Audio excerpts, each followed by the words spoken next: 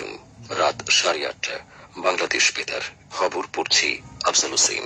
শুরুতেই শিরোনাম। করোনা মহামারীতে তারল্য সংকট নিরসনে বলিষ্ঠ নেতৃত্ব প্রদর্শনের জন্য উন্নত দেশসমূহের প্রতি প্রধানমন্ত্রী শেখ হাসিনার আহ্বান। আগামীকাল থেকে 2 সপ্তাহের জন্য গণপরিবহনগুলোকে 60% বেশি ভাড়ায় ধারণ ক্ষমতার কেবল অর্ধেক যাত্রী পরিবহনের নির্দেশ দেওয়া হয়েছে, জানিয়েছেন সড়ক পরিবহন ও সেতু মন্ত্রী। কেবল সাংবাদিকদের জন্য নয়, সকলের জন্য সাইবার নিরাপত্তা নিশ্চিত করতে ডিজিটাল নিরাপত্তা আইন প্রণয়ন করা হয়েছে, বললেন তথ্য ও সম্প্রচার মন্ত্রী। দেশে করোনা ভাইরাসে আরো 45 জনের মৃত্যু, আক্রান্ত 5042 জন। ইউরোপীয় দেশসমূহ থেকে আগত সকলের জন্য 14 দিনের প্রাতিষ্ঠানিক কোয়ারেন্টিন বাধ্যতামূলক করেছে সরকার, যা কার্যকর হবে আগামীকাল থেকে। দেশকে স্বনির্ভর ও উন্নত করতে সারা দেশে চলমান রয়েছে আমার বাড়ি আমার খামার প্রকল্প। মিয়ানমারের চলমান পরিস্থিতি নিয়ে আলোচনার জন্য আগামীকাল জাতিসংঘ নিরাপত্তা পরিষদের জরুরি বৈঠক ডেকেছে ব্রিটেন। নেপিডোর সঙ্গে সকল বাণিজ্য চুক্তি বাতিল করেছে যুক্তরাষ্ট্র। এবং এক ম্যাচ হাতে রেখেই বাংলাদেশের বিপক্ষে টি-20 ক্রিকেট সিরিজ নিশ্চিত করল স্বাগতিক নিউজিল্যান্ড। শিরোনাম শুনলেন। টিকা নিয়ে গুজব নয়, টিকায় নেই ভয়। নিশ্চিন্তে টিকা নিন, করোনা থেকে দূরে থাকুন, মাস্ক পরুন, স্বাস্থ্যবিধি মেনে চলুন। নিজে সুরক্ষিত থাকুন, পরিবার ও দেশকে সুরক্ষিত রাখুন। এবারে বিস্তারিত সংবাদ। প্রধানমন্ত্রী শেখ হাসিনা করোনার বর্তমান ও পরবর্তী সময় বিপর্যস্ত অর্থনীতিতে মহামারীর কারণে সৃষ্ট তারল্য সংকট এবং ঋণের বোঝা নিরসনে উন্নত দেশগুলোর কাছ থেকে বলিষ্ঠ নেতৃত্বের আহ্বান জানিয়েছেন। প্রধানমন্ত্রী গতকাল ইন্টারন্যাশনাল ডেপ্ট architecture and liquidity financing for development in the era of কোভিড-19 অ্যান্ড বিয়ন্ড ইনিশিয়েটিভ শীর্ষক ভার্চুয়াল বৈঠকে বক্তৃতাকালে এই আহ্বান জানান। We need ambitious and concerted global action plans to address corona virus সংক্রমিত দেশগুলোর তারল্য সংকট ও ঋণের বোঝা কমাতে সমন্বিত কর্মপরিকল্পনা গ্রহণ করতে হবে।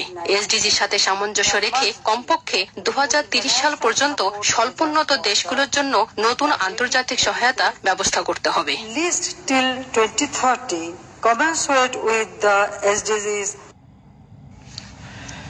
প্রধানমন্ত্রী পূর্বে ধারণকৃত এক ভিডিও বার্তায় তারল্য সরবরাহ, ঋণের পরিমাণ নির্ধারণ এবং নির্ধারিত মাত্রায় ঋণের বোঝা কমানোর প্রয়োজনীয়তার উপর গুরুত্ব আরোপ করে বৈঠকে সংকট সমাধানের আহ্বান জানান। শেখ হাসিনা করোনা মহামারীর শিকার দেশগুলোর জন্য আর্থিক প্রণোদনা জোরদার এবং ঋণ মুক্তির পদক্ষেপ সমূহ গ্রহণ এবং 0.7% ODA প্রতিশ্রুতি পূরণ করতে উন্নত দেশগুলোর প্রতি আহ্বান জানান। এই প্রসঙ্গে তিনি তারল্য সংকট নিরসনে G7, G20 এবং OECD দেশগুলোর বলিষ্ঠ নেতৃত্বের সহায়তা কামনা করে বলেন, উন্নত দেশ এবং আন্তর্জাতিক আর্থিক প্রতিষ্ঠানগুলোকে ঝুঁকিপূর্ণ দেশগুলোর জন্য তারল্য বাড়াতে হবে। আন্তর্জাতিক ঋণ কাঠামোর পুনর্গঠনের উপর গুরুত্ব আরোপ করে প্রধানমন্ত্রী বলেন, ভঙ্গুর অর্থনীতির জন্য তারল্য বৃদ্ধি করতে হবে এবং সঠিক বরাদ্দের ক্ষেত্রে বিশেষ নজর দিতে হবে। বাংলাদেশে করোনা পরিস্থিতি তুলে ধরে প্রধানমন্ত্রী বলেন, এই মহামারী থেকে জনগণের জীবন রক্ষায় তার সরকার ব্যাপক পরিকল্পনা গ্রহণ করেছে। তিনি বলেন, দ্রুত করোনা রোগী শনাক্তে সরকার 1.24 ট্রিলিয়ন এর বেশি টাকার একটি আর্থিক প্রণোদনা গ্রহণ করেছে, যা জিডিপির শতকরা 4.44 ভাগ। সরকার বাস মালিকদের ক্ষতিপূরণে আগামীকাল থেকে সকল গণপরিবহনে ধারণ ক্ষমতার চেয়ে অর্ধেক যাত্রী বহন সাপেক্ষে বাস ভাড়া শতকরা 60 ভাগ বাড়ানোর সিদ্ধান্ত নিয়েছে। আওয়ামী লীগের সাধারণ সম্পাদক এবং সড়ক পরিবহন ও সেতুমন্ত্রী ওবায়দুল কাদের আজ রাজধানীতে তার সরকারি বাসভবনে আয়োজিত নিয়মিত প্রেস ব্রিফিং এ এই কথা বলেন। সরকারের নির্দেশনা অনুযায়ী গণপরিবহনে স্বাস্থ্যবিধি মেনে চলা, অর্ধেক আসন খালি রাখা, হ্যান্ড স্যানিটাইজার ব্যবহার, শতভাগ মাস্ক পরার শর্তে বাস ভাড়ার হার 60% বৃদ্ধি করা হয়েছে। আমাদের মনে রাখতে হবে, দেশে করোনার দ্বিতীয় তরঙ্গ শুরু হয়েছে এবং লাফিয়ে লাফিয়ে সংক্রমণ ও মৃত্যুর হার বেড়ে চলছে। এমতাবস্থায় 18 দফা সরকারি নির্দেশনা মেনে চলার জন্য আমি দেশের সর্বস্তরের জনগণের কাছে আহ্বান জানাই। ওবায়দুল কাদের বলেন, বর্ধিত এই ভাড়া আপাতত 2 সপ্তাহ পর্যন্ত কার্যকর থাকবে এবং করোনা ভাইরাস পরিস্থিতি নিয়ন্ত্রণে আসলে ভাড়া পূর্বের অবস্থায় ফিরে আসবে। তিনি যানবাহনের মোট ক্ষমতার 50% যাত্রী পরিবহনের নির্দেশ দেন। এখন থেকে রাজধানী সহ সারা দেশে আওয়ামী লীগ ও সব সহযোগী সংগঠনের যে কোনো কার্যক্রম করা যাবে না বলেও নির্দেশ দেন ওবায়দুল কাদের। বাংলাদেশ রেলওয়ে জানিয়েছে, আগামী বৃহস্পতিবার থেকে সব ট্রেনে 50% যাত্রী পরিবহন করা যাবে।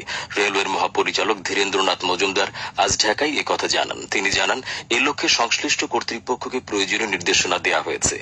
রেলওয়ের মহাপরিচালক বলেন, ট্রেনের টিকিট অর্ধেক কাউন্টারে এবং বাকি অর্ধেক অনলাইনে বিক্রি করা হবে। দেশে গত 1 দশকে গণমাধ্যমের উল্লেখযোগ্য প্রসার ঘটেছে বলে জানিয়েছেন তথ্য ও সম্প্রচার মন্ত্রী ডক্টর হাসান মাহমুদ। তিনি আজ রাজধানীতে ঢাকা রিপোর্টার্স ইউনিটিতে 50 বছরের গণমাধ্যমের অর্জন ও চ্যালেঞ্জ শীর্ষক আলোচনা সভায় কথা বলেন। তথ্য ও সম্প্রচার মন্ত্রী বলেন, শুধু সাংবাদিক নয়, সকলের জন্য সাইবার নিরাপত্তা নিশ্চিত করতে ডিজিটাল নিরাপত্তা আইন প্রণয়ন করা হয়েছে। এই আইনের অপপ্রয়োগ যাতে না হয় সে ব্যাপারে সতর্ক রয়েছে সরকার। ডিজিটাল সিকিউরিটি অ্যাক্ট নিয়ে অনেক আলোচনা হয়েছে, আলোচনা হতেই পারে যে কোনো আইন নিয়ে। ডিজিটাল সিকিউরিটি অ্যাক্ট তো সারা দেশের সব মানুষের ডিজিটাল নিরাপত্তা দেওয়ার জন্য। ডিজিটাল সিকিউরিটি অ্যাক্ট তো কোনো একটা গোষ্ঠীর জন্য নয়। একজন সাংবাদিকের বিরুদ্ধে যদি সামাজিক যোগাযোগ মাধ্যমে চরিত্র হরণ করে লেখা হয় বা তার পরিবার নিয়ে লেখা হয়, তিনি কোন আইনের বলে প্রতিকার পাবেন? এই ডিজিটাল সিকিউরিটি অ্যাক্টের আইনে তিনি প্রতিকার পাবেন। ডক্টর হাসান মাহমুদ বলেন, করোনাকালে 3000 সাংবাদিককে 10,000 টাকা করে প্রণোদনা দেওয়া হয়েছে এবং আরো 1000 সাংবাদিককে এই প্রণোদনা দেওয়ার প্রক্রিয়া চলছে। মৎস্য ও প্রাণী সম্পদ মন্ত্রী সম রেজাউল করিম বলেছেন, স্বাধীনতা বিরোধী প্রেতাত্মাদের বাংলাদেশে উত্থান ঘটতে দেয়া হবে না। তিনি আজ বঙ্গবন্ধুর জন্মশতবার্ষিকী ও স্বাধীনতার সুবর্ণ জয়ন্তী উপলক্ষে ঢাকার গ্যান্ডারিয়ায় আওয়ামী মৎস্যজীবী লীগ আয়োজিত নৌরালির উদ্বোধন অনুষ্ঠানে কথা বলেন। মন্ত্রী বলেন, 71-এর রাজাকাররা কেউ হেফাজত নামে, কেউ নেজামে ইসলাম নামে, কেউ মুসলিম লীগ নামে নতুন করে দেশে অস্থিতিশীলতা সৃষ্টি করছে। তিনি বলেন, বঙ্গবন্ধু কন্যা প্রধানমন্ত্রী শেখ হাসিনার নেতৃত্বে বাংলাদেশ অপ্রতিরোধ্য গতিতে এগিয়ে যাচ্ছে, যা স্বাধীনতা বিরোধীদের ভালো লাগছে না। বঙ্গবন্ধুর আদর্শ, শেখ হাসিনার নেতৃত্ব ও মুক্তিযুদ্ধের চেতনার সমালোচনা যেখানেই হবে সেখানে প্রতিরোধ গড়ে তোলার জন্য দলীয় নেতাকর্মীদের প্রতি আহ্বান জানান মন্ত্রী।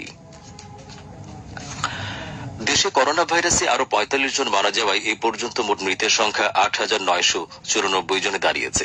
আজ ঢাকায় স্বাস্থ্য অধিদপ্তরের এক সংবাদ বিজ্ঞপ্তিতে এই তথ্য জানানো হয়। এতে বলা হয়, 26,620টি নমুনা পরীক্ষা করে 5,042 জনের দেহে করোনা শনাক্ত হয়েছে। এ পর্যন্ত মোট আক্রান্তের সংখ্যা দাঁড়িয়েছে 6,05,937। এ সময় আরো 2,162 জন আরোগ্য লাভ করায় এ পর্যন্ত মোট সুস্থ হয়েছেন 5,40,180 জন। গত কয়েকদিন ধরে রাজধানী সহ সারা দেশে বেড়েই চলেছে করোনায় আক্রান্ত রোগীর সংখ্যা। সেই সঙ্গে বাড়ছে মৃত্যুর হার। রাজধানীর বিভিন্ন হাসপাতালে বেড়েছে করোনায় আক্রান্ত রোগীর সংখ্যা। করোনা ভাইরাস সংক্রমণের বিদ্যমান পরিস্থিতিতে জনগণকে সচেতন করা সহ স্বাস্থ্যবিধি মেনে চলতে গতকাল 18 দফা দিক নির্দেশনা দিয়ে প্রজ্ঞাপন জারি করেছে সরকার। প্রজ্ঞাপনের 18টি নির্দেশনায় বলা হয়েছে, কঠোরভাবে স্বাস্থ্যবিধি মেনে চলতে হবে, জনসমাবেশ নিষিদ্ধ করা হয়েছে। বিশেষজ্ঞরা বলছেন, স্বাস্থ্যবিধি কঠোরভাবে মানা না হলে দেশে করোনা পরিস্থিতির আরো অবনতি হতে পারে। বিস্তারিত প্রতিবেদনে।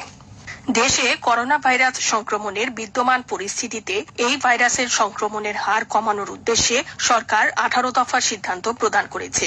এই সিদ্ধান্তের মধ্যে আছে সকল ধরনের জনসমাগম সীমিত করা, অপ্রয়োজনীয় ঘোরাফেরা বন্ধ করা, মসজিদ সহ সকল ধর্মীয় উপাসনালয়ে স্বাস্থ্যবিধি মেনে চলা, গণপরিবহনে স্বাস্থ্যবিধি মেনে ধারণ ক্ষমতার 50 ভাগ যাত্রী পরিবহন করা, প্রয়োজনে বাইরে গেলে অবশ্যই মাস্ক পরতে হবে, মানতে হবে স্বাস্থ্য সুরক্ষা। সভা, সেমিনার, প্রশিক্ষণ আয়োজন করতে হবে অনলাইনে।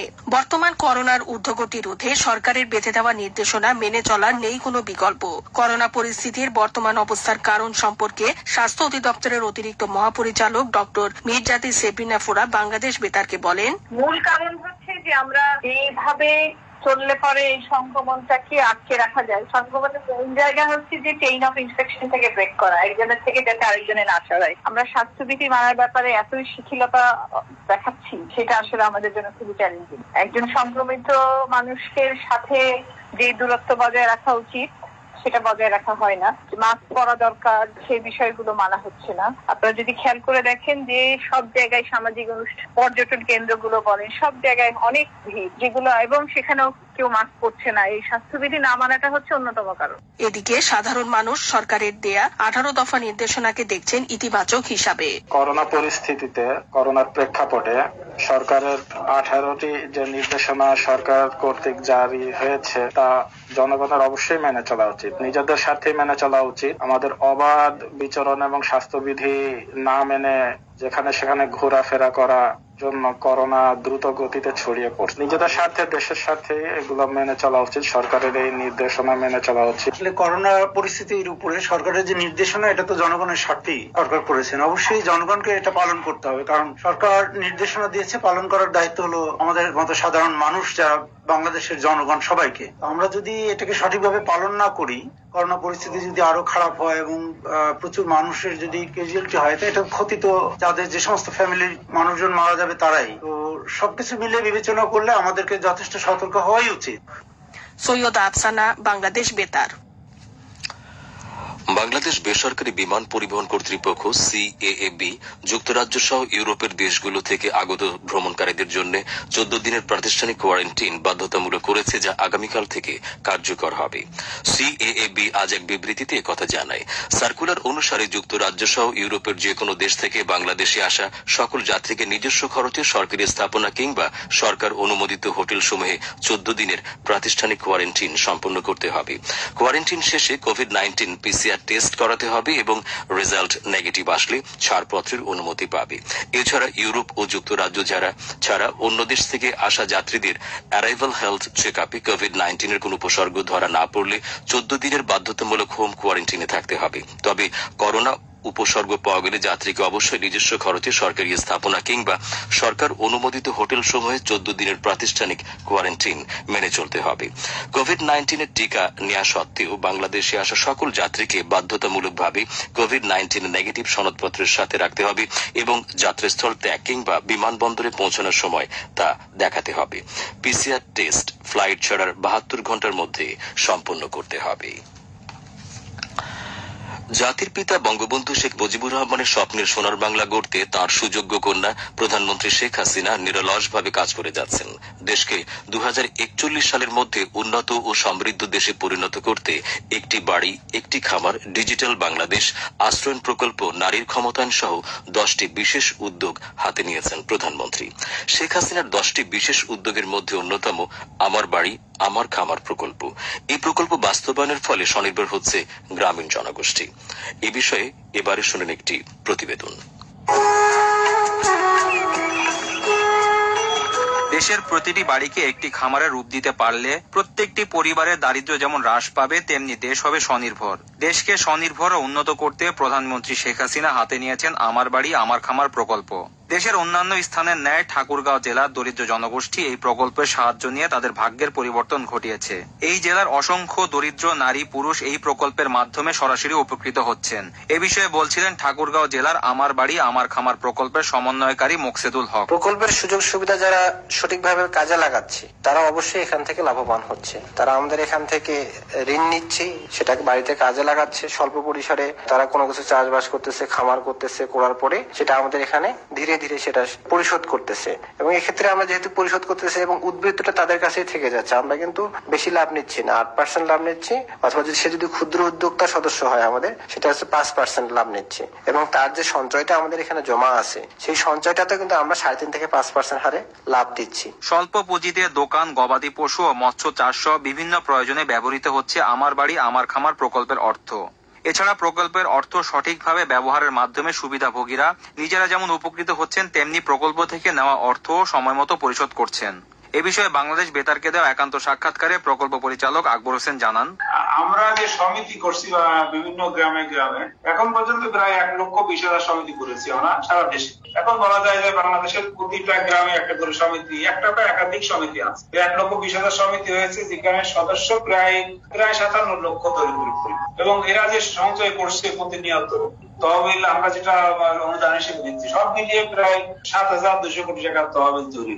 আমার বাড়ি আমার খামার প্রকল্পটি বাংলাদেশ সরকারের গৃহীত সমবায় ভিত্তিক একটি দীর্ঘমেয়াদী সামাজিক পরিকল্পনা। এই প্রকল্পের আওতায় ঋণ নিয়ে দেশের দরিদ্র গ্রামীণ জনগোষ্ঠীর আর্থসামাজিক অবস্থার ব্যাপক উন্নয়ন সাধিত হয়েছে। আমি একটা 10,000 টাকা ঋণ তুলছি, তুলে একটা বাছুর কিনছি, কিনে এটা পাইলে বড় করছি, বড় একটা খামার চেষ্টা করে যে দেওয়ার জন্য। পঞ্চায়েত জোড়াইয়া আমি অনেক টাকা উন্নত করছি, এই ঋণ নিয়ে আমি গরু করছি। কিন্তু আমাদের টাকাটা দেওয়া হয়, আমরা খুব গরিব মানুষকে, সেজন্য যেমন আমাদের 1,000 টাকা দিলে আমি এটা আয় করে প্রতি মাসে আমাকে জবরদস্তি করা হবে না যে কিস্তিটা আপনাকে দিতে হবে, সেই হিসাবে আমি আয় করে আমি টাকাটা দিতে পারবো। মোহাম্মদ নাবিদুল হক, বাংলাদেশ বেতার। খবর প্রচারিত হচ্ছে বাংলাদেশ বেতার থেকে। বাঙালি বীরের জাতি, 1971 সালে আমরা শত্রুর মোকাবেলা করে বিজয়ী হয়েছি। করোনা ভাইরাস মোকাবেলাও একটা যুদ্ধ। এই যুদ্ধে আপনার দায়িত্ব ঘরে থাকা। আমরা সকলের প্রচেষ্টা এই যুদ্ধে জয়ী হব ইনশাআল্লাহ। খবরের বাকি অংশ পড়ছে সৈয়দা হামিদা শেলি। স্বাধীনতার সুবর্ণ জয়ন্তীতে উন্নয়নের অগ্রযাত্রায় উন্নয়নশীল দেশের তালিকায় উত্তরণের পর্যায় শুরু হয়েছে বাংলাদেশের। অবকাঠামো, শরণার্থী ব্যবস্থাপনা, সামাজিক অগ্রগতি খাতে আন্তর্জাতিক স্বীকৃতি লাভ করেছে দেশ। মাথাপিছু আয়, নারী পুরুষের সমতা, শিক্ষার হার, মানব সম্পদ উন্নয়নে দক্ষিণ এশিয়ার বেশ কিছু দেশকে ছাড়িয়ে যেতে সক্ষম হয়েছি আমরা। স্বাধীনতার সুবর্ণ জয়ন্তীতে বাংলাদেশের উন্নয়ন ও অগ্রযাত্রা নিয়ে বাংলাদেশ বেতারের ধারাবাহিক প্রতিবেদনের আজ শুনুন দ্বিতীয় পর্ব। 1971 সালের 9 মাসের রক্তক্ষয়ী যুদ্ধে পৃথিবীর মানচিত্রে স্বাধীন সার্বভৌম দেশ হিসেবে আত্মপ্রকাশ করে বাংলাদেশ। 1972 সালে যুদ্ধ বিধ্বস্ত ধ্বংসস্তূপের উপর দাঁড়িয়ে দেশ পরিচালনার দায়িত্ব গ্রহণ করেন জাতির পিতা বঙ্গবন্ধু শেখ মুজিবুর রহমান। 1975 সালে সপরিবারে জাতির পিতাকে হত্যার মাধ্যমে দেশের রাজনীতি, অর্থনীতির উপর আসে দেশীয় ও আন্তর্জাতিক ষড়যন্ত্রের কালো থাবা। স্বাধীনতার সুবর্ণ জয়ন্তী উদযাপনের পূর্বেই আজকের বাংলাদেশ অর্জন করে উন্নয়নশীল দেশের মর্যাদা। দারিদ্র্য বিমোচন ও অবকাঠামোগত উন্নয়নে ভবিষ্যৎ বাংলাদেশের সম্ভাবনার চিত্রটা কেমন দেখছেন, এ সম্পর্কে বলছিলেন বাংলাদেশ ব্যাংকের সাবেক গভর্নর ফরাসউদ্দিন আহমেদ। আমাদের এই যে বড় বড় অবকাঠামো হয়, এই যে পদ্মা সেতু বা কর্ণফুলী, মেট্রো রেল এবং যে দারিদ্র্য নির্মূল 80% থেকে 20% চলে আসছে, এই সব কিছুর ফলে এখন বাংলাদেশ একটা অত্যন্ত বড় ধরনের উচ্চ মর্যাদায় আসীন রয়েছে। যা আমরা দেখেছি গত সপ্তাহে পৃথিবীর সব দেশ বাংলাদেশকে বঙ্গবন্ধুর জন্ম শতবার্ষিকী এবং সুবর্ণ জয়ন্তীতে অভিনন্দন জানিয়েছে। দক্ষিণ এশিয়ার তো 5টি দেশের সরকার প্রধান, রাষ্ট্রপ্রধান এখানে আসছে। অবকাঠামোগত উন্নয়ন এবং দারিদ্র্য বিমোচনে সরকার সফল হলেও 75 পরবর্তী গড়ে তোলা অর্থনৈতিক ব্যবস্থার কারণে যে বৈষম্য তৈরি হয়েছে তা নিরসনে সরকারের সুদৃষ্টি আকর্ষণ করেন এই অর্থনীতিবিদ। 75-এর পরে ধনবাদী অর্থনীতি করার ফলে বড় ধরনের বৈষম্য সৃষ্টি হয়েছে। সরকারকে এদিকে কিন্তু বড় দৃষ্টি রাখতে হবে। অনেকে বলে থাকেন অবকাঠামো হয়েছে কিন্তু গরিব মানুষের না, গরিবদের জন্য এই যে সামাজিক সুরক্ষা বলা, এটা সৃষ্টি করা হয়েছে। এতে অনেক উপকার হচ্ছে। রংপুর অঞ্চলে মঙ্গা হতো, জামালপুর অঞ্চলে এখন কিন্তু মঙ্গা শব্দটা শেখ হাসিনার প্রশাসনে একেবারে উঠে গেছে। শরণার্থী ব্যবস্থাপনায় বিশ্বব্যাপী সুনাম অর্জন করেছে বাংলাদেশ এবং প্রধানমন্ত্রী শেখ হাসিনা। বাংলাদেশ বেতারকে দেয়া একান্ত সাক্ষাৎকারে ডক্টর ফরাসউদ্দিন আশাবাদ ব্যক্ত করেন, খুব তাড়াতাড়ি সমাধান হবে রোহিঙ্গা সমস্যার, উন্নত হবে সামাজিক সুরক্ষা বলয়, 2041 সালের মধ্যে উন্নত সমৃদ্ধশালী দেশ হবে বাংলাদেশ। রোহিঙ্গাদের আশা নিয়ে পৃথিবীর তাবৎ চিন্তাশীল মানুষ কিন্তু জাতিসংঘ সহ শেখ হাসিনাকে কিন্তু বলেছে যে তিনি মাদার অব হিউম্যানিটি। আলটিমেটলি নিশ্চয়ই বিশ্ব জনমত বাংলাদেশকে অ্যাপ্রিসিয়েট করবে। কাজে এই সমস্যার সমাধান হবে। আশা করি আর্থিক খাতে যে বেশ কিছু সমস্যা আছে এগুলো নিশ্চয়ই সমাধান হবে। সামাজিক সুরক্ষা বলয় আরো শক্তিশালী হবে এবং 2041 সালে উন্নত সমৃদ্ধ সোনার বাংলা আমরা দেখতে পাবো। ওয়াসিম আকরাম, বাংলাদেশ বেতার। বাংলাদেশ বেতার এখন স্মার্টফোনে আপনার হাতের মুঠোয়। অ্যাপসের মাধ্যমে বাংলাদেশ বেতারের সংবাদ এবং অনুষ্ঠান শুনুন বিশ্বের যে কোনো প্রান্ত থেকে। আপনাদের পছন্দের অনুষ্ঠান শুনতে গুগল প্লে স্টোর বা অ্যাপল স্টোর থেকে আজই ডাউনলোড করুন বাংলাদেশ বেতার অ্যাপসটি। এবারে আন্তর্জাতিক সংবাদ। ব্রিটেন মিয়ানমারের চলমান পরিস্থিতি নিয়ে আলোচনার জন্য আগামীকাল জাতিসংঘ নিরাপত্তা পরিষদের জরুরি বৈঠকের আহ্বান করেছে। মিয়ানমার বিষয়ক জাতিসংঘের বিশেষ দূতের সঙ্গে নিরাপত্তা পরিষদের 15 সদস্যের রুদ্ধদ্বার বৈঠকের পর পরিস্থিতির ব্যাপারে একটি ব্রিফিং সহ অধিবেশন শুরু হবে। এদিকে যুক্তরাষ্ট্র সরকার মিয়ানমারের সঙ্গে সকল বাণিজ্য চুক্তি বাতিল করেছে। অন্যান্য দেশের নির্দিষ্ট কিছু সেবা, পণ্য পরিবহন এবং অর্থ সহায়তা বন্ধ করার বিষয়ে নিষেধাজ্ঞা আরোপের পরিকল্পনা নেওয়া হতে পারে। মিয়ানমারের নারী ও শিশুদের হত্যা করার পর দেশটি সামরিক জান্তার বিরুদ্ধে আবারও নিষেধাজ্ঞা আরোপের হুমকি দিয়েছে ইউরোপীয় ইউনিয়ন। মিয়ানমারের সামরিক জান্তার সঙ্গে বিক্ষোভকারীদের সংঘর্ষে এই পর্যন্ত 500 জন প্রাণ হারিয়েছে। বিশ্বে করোনা ভাইরাসের মৃতের সংখ্যা 28,06,000 ছাড়িয়েছে এবং আক্রান্তের সংখ্যা 12,83,00,000-এরও বেশি। আক্রান্তদের মধ্যে এই পর্যন্ত 10,35,00,000-এরও বেশি মানুষ আরোগ্য লাভ করেছে। আবারও দেশের খবর। প্রবাসীদের সহায়তায় প্রবাসী অ্যাপসের উদ্বোধন করেছেন পররাষ্ট্র প্রতিমন্ত্রী শাহরিয়ার আলম। আজ রাজধানীর একটি হোটেলে এই অ্যাপসের উদ্বোধন করেন তিনি। এই সময় প্রতিমন্ত্রী বলেন, প্রবাসী অ্যাপসের মাধ্যমে আর্থিক লেনদেন, যোগাযোগ সহ রেমিটেন্স যোদ্ধারা বিভিন্ন সহায়তা পাবেন। সরকারের উন্নয়ন কর্মকাণ্ড জনসমক্ষে তুলে ধরতে গণমাধ্যমকে সহায়ক হিসেবে ভূমিকা পালনের আহ্বান জানিয়েছেন তথ্য ও সম্প্রচার প্রতিমন্ত্রী ডাক্তার মোহাম্মদ মুরাদ হাসান। তিনি আজ জাতীয় প্রেস ক্লাব মিলনায়তনে বৃহত্তর ময়মনসিংহ সাংবাদিক সমিতির সম্মেলনে এই কথা বলেন।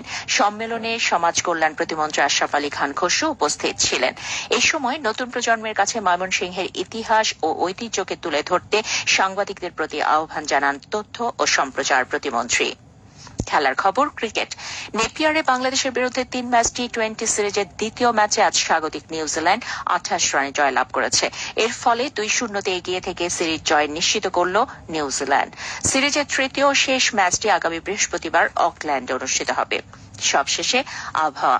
আজ রাত 1টা পর্যন্ত পূর্বাভাসে বলা হয়েছে চট্টগ্রাম, কুমিল্লা এবং সিলেট অঞ্চল সমূহের উপর দিয়ে পশ্চিম, উত্তর পশ্চিম দিক থেকে ঘন্টায় 45 থেকে 60 কিলোমিটার বেগে দমকা থেকে ঝোড়ো হাওয়া বয়ে যেতে পারে। সেই সঙ্গে বৃষ্টি অথবা বজ্রসহ বৃষ্টিপাতের সম্ভাবনা রয়েছে। এসব এলাকায় নদী বন্দর সমূহকে 1 নম্বর সতর্কতা সংকেত দেখাতে বলা হয়েছে।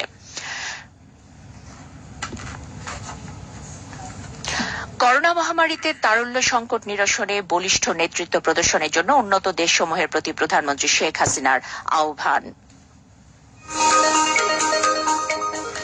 আগামীকাল থেকে 2 সপ্তাহের জন্য গণপরিবহনগুলোকে 60% বেশি ভাড়ায় ধারণ ক্ষমতার কেবল অর্ধেক যাত্রী পরিবহনের নির্দেশ দেওয়া হয়েছে, জানিয়েছেন সড়ক পরিবহন ও সেতুমন্ত্রী। কেবল সাংবাদিকদের জন্য নয়, সকলের জন্য সাইবার নিরাপত্তা নিশ্চিত করতে ডিজিটাল নিরাপত্তা আইন প্রণয়ন করা হয়েছে বললেন তথ্য ও সম্প্রচার মন্ত্রী। দেশে করোনা ভাইরাসে আরো 45 জনের মৃত্যু, আক্রান্ত 5042 জন। ইউরোপীয় দেশসমূহ থেকে আগত সকলের জন্য 14 দিনের প্রাতিষ্ঠানিক কোয়ারেন্টাইন বাধ্যতামূলক করেছে সরকার, যা কার্যকর হবে আগামীকাল থেকে। মিয়ানমারে চলমান পরিস্থিতি নিয়ে আলোচনার জন্য আগামীকাল জাতিসংঘ নিরাপত্তা পরিষদের জরুরি বৈঠক ডেকেছে ব্রিটেন। নেপিডোর সঙ্গে সকল বাণিজ্য চুক্তি বাতিল করেছে যুক্তরাষ্ট্র এবং 1 ম্যাচ হাতে রেখে বাংলাদেশের বিপক্ষে টি20 ক্রিকেট সিরিজ নিশ্চিত করল স্বাগতিক নিউজিল্যান্ড। খবর শেষ হলো।